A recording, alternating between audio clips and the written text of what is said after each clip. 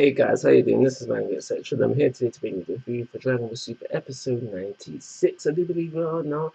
But yeah, let's get into it. The majority, or I should say, the episode was about all the universes gathering into the world of Void so the tournament can finally kick off.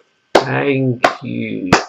Because it has taken us a long time to get to this point. It's been months since Goku went over to Zeno, and he's like, oh yeah, I just remembered, I actually forgot about the tournament. Let's get that popping. That happened months ago, so to finally get to this point where the tournament should start next episode, plus this episode gassing off even further, I'm like, all right, let's go, let's go. So we start the episode off with the gods of destructions and the supreme kais of not every universe, just a few universes reaching this world of void. And we just had the Grand Prix just basically telling us, yeah, this stage is unbreakable. Don't watch that. Don't worry. It's solid. We've got you.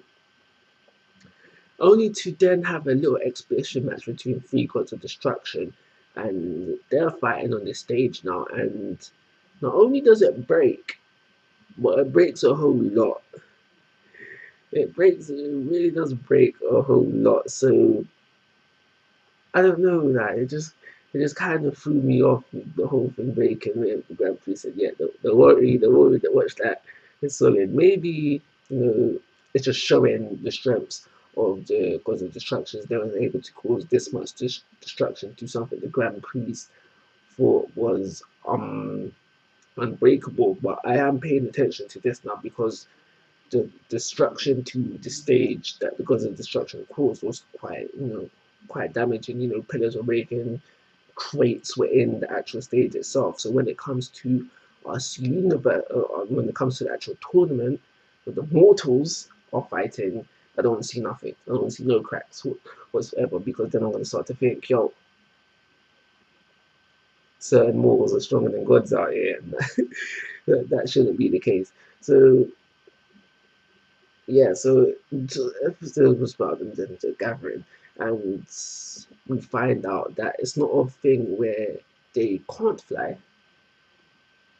It's a thing where this void century, this void universe is stopping them from flying. And now the way Whis explains it, it just makes things kind of confusing, because it says that this void century causes certain skills not to be accessible to the mortals, the people that are participating in the tournament. And now flying in Universe 7 at least is a key, like they're using their key to cause them to fly. It's key control. So basically, if they can't use key control to fly, why should they be able to use key control to do Kamehamehas, to turn up to Super Saiyan, to power up in general? That's what I'm getting at. That's why there's a bit of confusion there going on, because Risk can still fly, and as we see, it's not a thing where you're not able to fly, because we see people from other universes who are essentially bird creatures, or just hybrid creatures of fly, and they're still able to fly. So moving on, we have Universe 6. We introduce Universe 6 to Universe 7, and they meet for the first, not for the first time, so like they meet again, introductions to the new characters. We have Goku and Vegeta meeting Khalifa and Kali, and I'm gonna get to that little call out later on. But we had Frost versus Frieza. Now they have a little private conversation, and they're like, "Yeah, I like you, bro. I like you, bro. Let's team up." So now I was assuming that Frieza was going to cause some trouble in this tournament, but now Frost is on board. So I can't wait. So that was a sign that was just gassing me up for this tournament even further. And now I can't remember what universe it was, but they brought I think it was called a Yadrat or something like that. Basically the race that taught go through the instant transmission technique. And now I like that a lot. I like that how they incorporated, yes, it's in different universes, but they incorporated a race that was already introduced into this tournament. And I'm assuming that he probably will have the instant transmission, but unlike Universe 7's version of this race, they will be strong. Because if I remember correctly, Goku did mention like yeah they were weak, but you know they had this one technique that I had to take with me. So yeah, but I'm looking at that they're going to be strong, and I really wish that they incorporated more introduced races throughout the universe, or you know just within Universe 7 as well, because what I think would have been great for this was that in a different universe that they incorporated the race that the Saiyans took the planet from. The whole, you know, planet Vegeta was once owned by. I can't remember exactly, but I remember the Saiyans had a war with a certain race and the Saiyans won.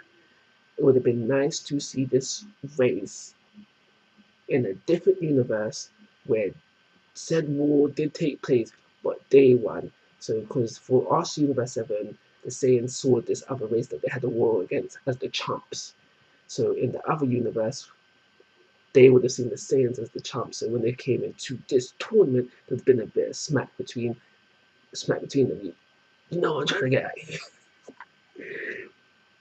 One thing that's hyping me up to see what Universe 11 can do is because when they arrived at the tournament, everyone sensed their key straight away. Everyone was turning heads like, yo.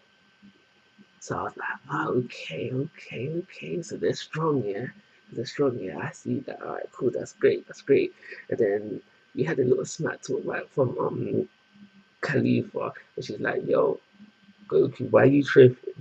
Why are you worried about these guys? They're nothing.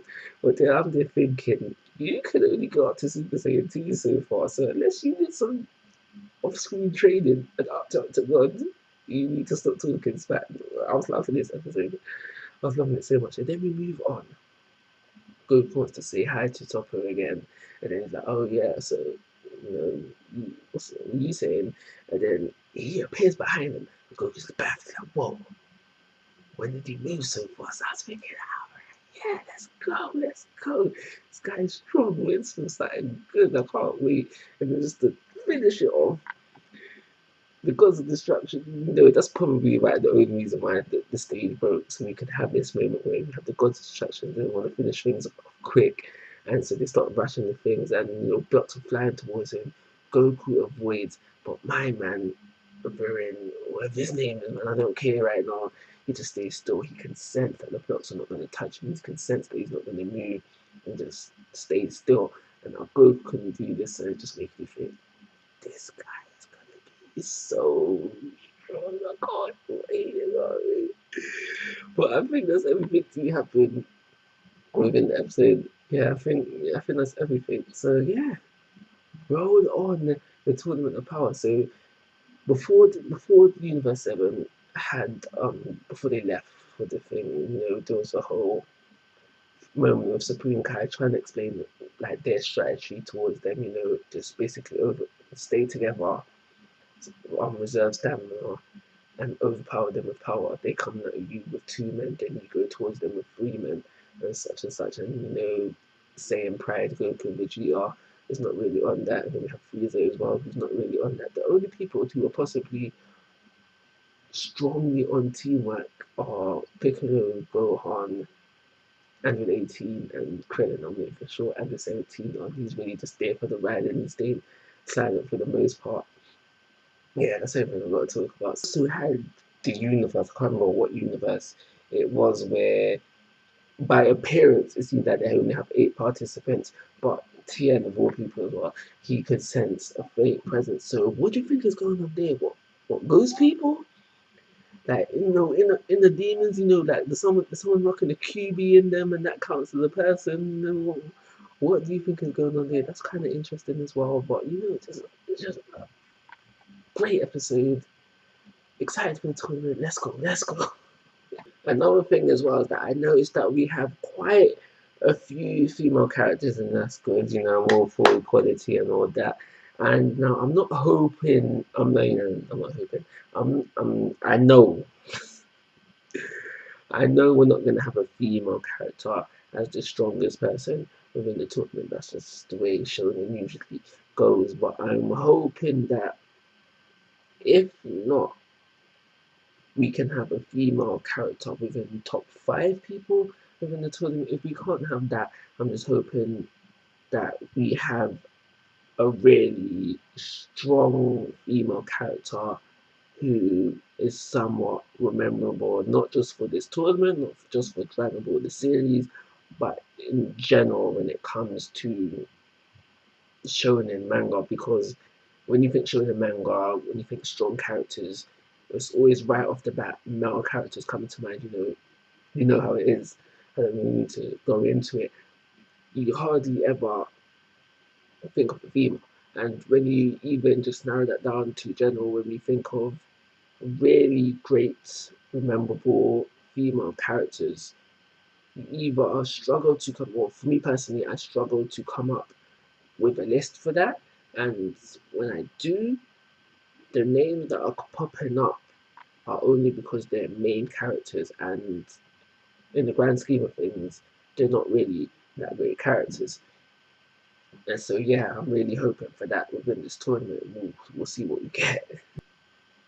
In a nutshell, I can't wait for next episode. Bring it on. 4-star rating because it got me excited. Have a nice day, guys. Like always, as I'm asking for your thoughts and opinions. If you haven't already, please subscribe to my YouTube channel. But most importantly, take care. Have a nice day.